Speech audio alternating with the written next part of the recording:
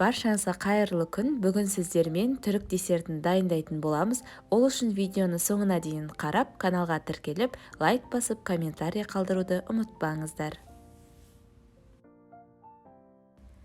Ол үшін бізге шұңғыл ыдысқа жұмыртқа мен қантымызды салып, жақсылап ақ көпіршік пайда болғанша миксерлеп араластырып аламыз.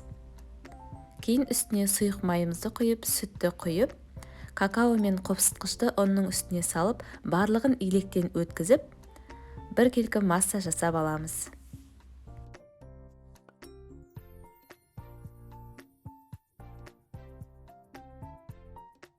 Дайын болған массамызды неғұрлым жалпақ формаға салып, біркелкі етіп жайып, қызып тұрған 180 градустағы пешке 30 минутқа пісіріп аламыз.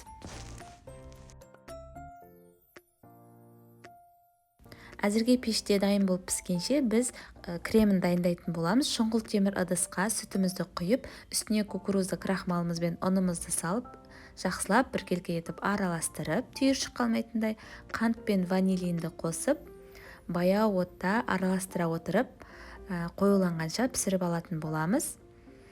Кейін қоюлана бастаған кезінде сары майымызды салып, біркелкі етіп араластырып, жақсылап суытып қоямыз. Неке осылай қоюлана бастаған кезінде майымызды салып, жақсылап араластырамыз. Отта қалдырмауыңыз керек, себебі асты күйіп кетуі мүмкін.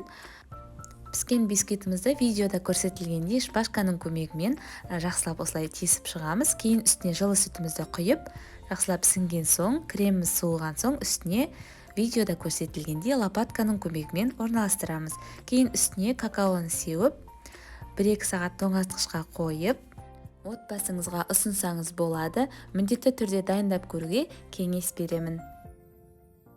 Бұл түрік десерті өте дәмді әрі нәзік, ылғалды пирог десем де болады. Міндетті түрде дайындап көріңіз, достарыңызды, отбасыңызды қуантып жүріңіздер. Және де каналдың дамуына өз үлесіңізді қосып, каналға тіркеліп, лайк басып, комментарий қалдыруды да ұмытпаңыздар. Астарыңыз дәмді болсын.